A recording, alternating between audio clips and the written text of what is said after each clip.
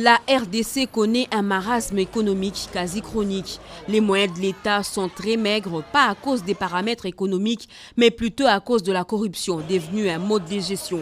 La lutte contre la corruption doit donc nous préoccuper au même titre que la lutte contre le Covid-19, car ce fléau nuit de fond en comble notre économie, par ricochet, entrave au bien-être de la population tout entière. Les propos sont du professeur Luzolo Bambilesa qui décide de sortir de son silence. Il prend ainsi la parole en tant qu'intellectuel engagé et acteur politique indépendant.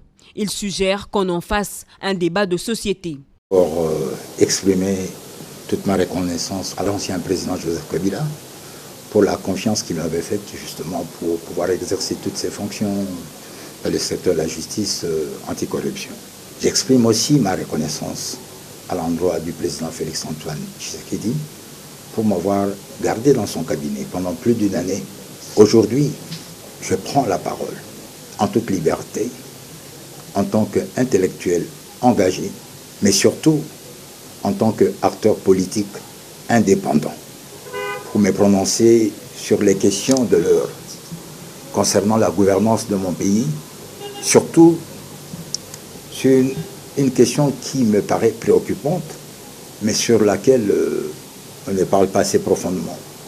C'est la problématique de la corruption, du détournement des deniers publics, de tout l'argent que l'État devrait recouvrer, mais qu'il perd, et de son impact direct sur le vécu quotidien du peuple congolais. Il y a 5 ans, en charge des fonctions anticorruption, j'avais affirmé que nous perdons chaque année un minimum de 15 milliards de dollars. Évasion, corruption, détournement. Je relevais que nous avons un budget de 5 milliards. Nous sommes en 2015. Si cette donne-là persiste aujourd'hui, c'est que le devoir de l'État et de toutes les institutions du pays devrait consister à inverser la tendance. Parce que l'argent que nous perdons ne peut pas être supérieur à l'argent que nous réunissons. 15 milliards contre 5 milliards, c'est très interpellateur. Et que le devoir d'État devrait consister à récupérer cet argent-là pour le mettre à la disposition de la population. Que faire? Le scientifique a quelques pistes. Nous n'avons pas besoin d'être dans tel camp politique par rapport à tel autre pour lutter contre la corruption. Parce que c'est un mal dévastateur qui détruit tout le peuple congolais, qui nous a mis à genoux. Nous devrions nous mobiliser ensemble, comme on le fait dans la lutte contre le Covid-19. Il faut donc décorruptionnaliser toute la République démocratique du Congo. La dernière vision du chef de l'État que j'ai suivie, qui se résume pratiquement à la tolérance zéro contre toutes les antivaleurs. Donc je m'inscris naturellement dans cette vision-là.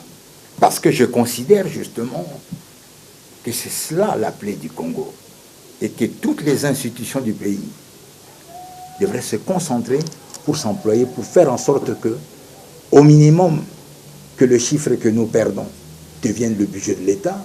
Quel défi pour un État de ne pas être en mesure de réunir pour son peuple assez de moyens pour le nourrir et de se contenter du peu qu'on peut avoir, alors que consciemment, collectivement, on sait que ce que l'on perd est supérieur. Est-ce qu'on peut penser que dans notre pays, la République démocratique du Congo, il n'y a pas d'hommes intègres? Le problème est, quelle est la place que les hommes intègres occupent dans notre pays? Les hommes intègres ne sont pas valorisés. Les hommes intègres ne sont pas mis en évidence. Le Congo sera sauvé avec les hommes intègres et les femmes intègres. Parce que l'intelligence congolaise est vraisemblablement devenue plus un problème aujourd'hui qu'une solution. Il faut qu'on sorte de l'intelligence scientifique, de l'intelligence académique, et qu'on s'investisse